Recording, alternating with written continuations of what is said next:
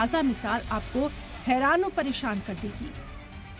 आगरा के शमशाबाद में योगी youth brigade धर्म रक्षा ट्रस्ट की जानिब से गांव खेड़ा में श्रीमद् भगवत कथा की जा रही है। बाल विदुषी लक्ष्मी भगवत कथा सुना रही हैं, लेकिन इनका बयान सुनकर आप भी सोच में पड़ जाएंगे कि भला इतनी कम उम्र में और ऊपर से एक खातून होकर समाज में इतनी नफरत कैसे घोली जा सकती है। सबसे पहले सुनिए लक्ष्मी का पहला बयान। आप सभी शायद इस बात को जाने या नहीं जाने, परंतु कुछ मुसलमान अपने कार्यों को आगे बढ़ाने के लिए, उन पे विजय प्राप्त करने के लिए क्या करते हैं जानते हैं? गांव-गांव में जाते हैं।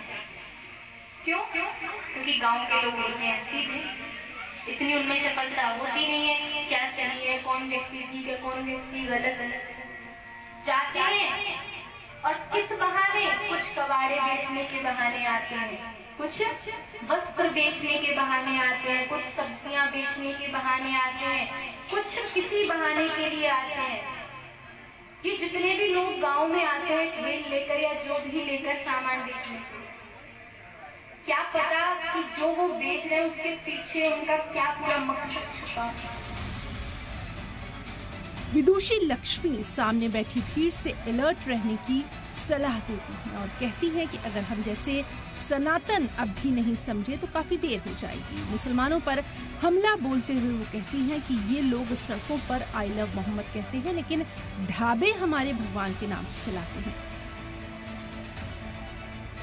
हम आप सभी सनातन के व्यक्ति इतने सीधे होते जा रहे हैं, और अगर अब भी नहीं समझा गया कि ऐसे ऐसे कार्य भी भारत में चल रहे हैं, फिर देर हो जाएगी। अगर अब भी नहीं जाना फिर बहुत देर हो जाएगी। मुसलमान प्यारे और जानते हैं कि रोड पे तो इनके लिए क्या है? आई लव मोहम्मद रोड पे। लेकिन जब बात आती है ढाबों की, तो ढाबे चलाते हैं हमारे भगवान के नाम। इतना ही नहीं, विदुषी लक्ष्मी हिंदुओं की भीड़ को लगातार अलर्ट करती नजर आती हैं और कहती हैं कि मुसलमान हिंदुओं का धर्म भ्रष्ट करने के लिए खाने पीने की चीजों में, फलों में थूक मिला कर देते हैं। मुसलमान फिर क्या करते हैं? हिंदुओं का धर्म भ्रष्ट करने के लिए उन भोजनों में अपना थूक मिलाते हैं, फलों में थूक मिलाते हैं, पेड़ों पर थूक मिलाते हैं, पेशाब, जाने क्या क्या महाराज, इतने दुष्कर, कितना भ्रष्टाचार फैला रहे हैं मुसलमान। तो जितना हो सके इस बारे में सतर्क रहिए, इस बारे में आप जानिए। क्यों? क्योंकि इस सब के पीछे हम इस बात से परिचित नहीं है कि कुछ आतंकवादी गतिविधियां भी हो सकती है। क्या पता कि जितने ठेल वाले कुछ ग्रामों में भेज दिए जाते हो, तुम्हें ये बेचने जाना है, ये बेचने जाना है, और उसके बाद उस पे निशाना ये हो कि इन व्यक्तियों का पूरा घर देखो, कहाँ कैसे कौन रह रहा है, घर में कितनी बहन बेटियां हैं, क्या है, कौन है, और फिर इस सब के बहाने हमारी बहन बेटियों को भी झांसे में लेते हैं। कथा के दरमियान कथावाचिका लक्ष्मी मंच से मुसलमानों के गांव में दाखिले पर रोक लगाने की भी अपील करती नजर आ रही हैं। मेरी मानिए तो हर गांव के बाहर यह बोर्ड लग जाना चाहिए कि यहाँ पर मुसलमानों का प्रवेश वर्जित है। क्यों? क्योंकि अगर ये आएंगे तो ये क्या करेंगे? अब हमें ये लिखकर ढूंढना बैठे कौन सा मुसलमान अच्छा है, कौन सा मुसलमान बुरा है। जिस तरह से न्यूज में आ रहा है उस तरह से तो यही पता चल रहा है कि अब तो बहुत ज्यादा ही हद होती जा रही है इन लोगों में। इसलिए लग जाना चाहिए कि प्रवेश वर्जित है। सोशल मीडिया पर विदुषी लक्ष्मी का वीडियो वायरल होने के बाद लोगों के बीच तीखी बहस शुरू हो गई। कुछ लोग इसे मजहबी तकरीब का हिस्सा मान रहे हैं, जबकि कई लोग इसे समाज के बीच तनाव और कशीदगी बढ़ाने वाला कदम बता रहे हैं।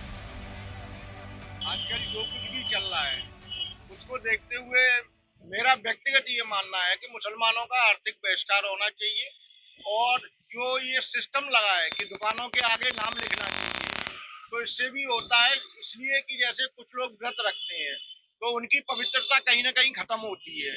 इसलिए ये है कि आर्थिक बहिष्कार करना चाहिए और हिंदुओं से ही सामान लेना है। देखिए, कोई आज मुस्लिम को जिस तरीके से कह रहे हैं, कल कोई उनका हितैषी आ जाएगा मुस्लिमों का, तो वो हिंदुओं के लिए कहेगा। ये सब चीजों को छोड़ के शिक्षा, स्वास्थ्य, रोजगार पर यदि कोई काम करने का किसी को टाइम मिल जाए और मुस्लिमों से इस देश को बचा लिया जाए, हिंदू सब बच जाए, तो थोड़ा नजर शिक्षा पे, स्वास्थ्य पे भी कोई डाले।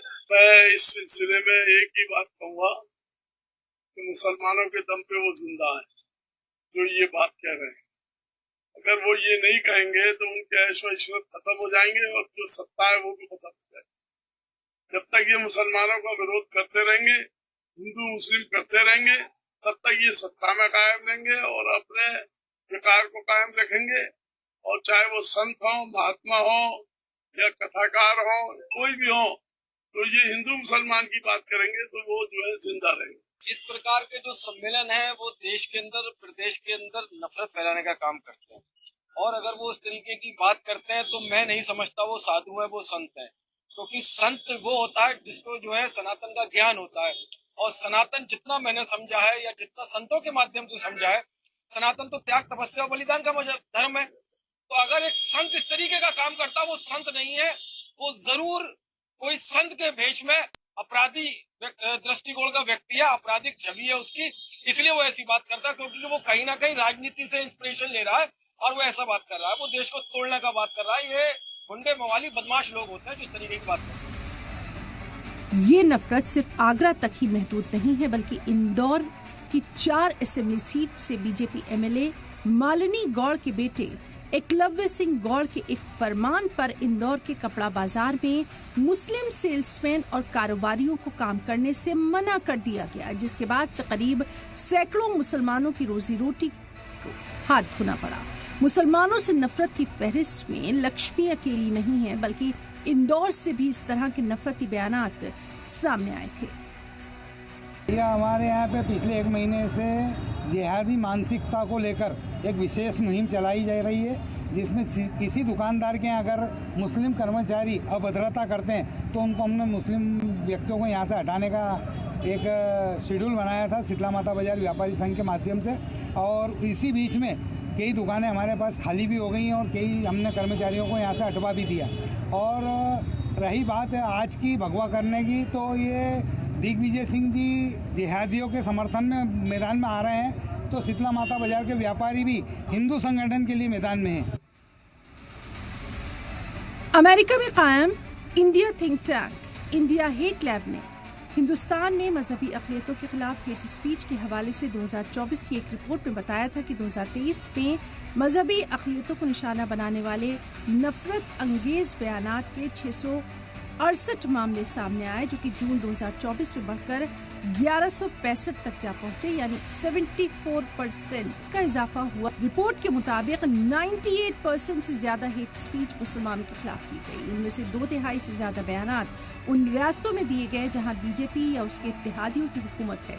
रिपोर्ट के मुताबिक बीजेपी के रहनुमाओं ने 450 से ज्यादा नफरत अंगेज तकरीरें की, जिनमें से 63 खुद वज़ीर-ए-आज़म नरेंद्र मोदी ने की थी। ऐसे में अब सवाल ये है कि जब मुल्क के बड़े सियासी लीडरान 80 बनाम 20 कटेंगे तो बटेंगे, एक रहेंगे तो सेफ रहेंगे जैसे बयानात देंगे, तो भला इसका असर उनसे जुड़े लोगों पर भी जरूर पड़ेगा। शायद यही वजह है कि कथावाचक विदुषी लक्ष्मी को मुसलमानों में वो सब कुछ नजर आ रहा है जो उन्हें दिखाया गया, समझाया गया और बताया जा रहा है। आगरा से सैयद शकील के साथ नदीम अहमद की रिपोर्ट।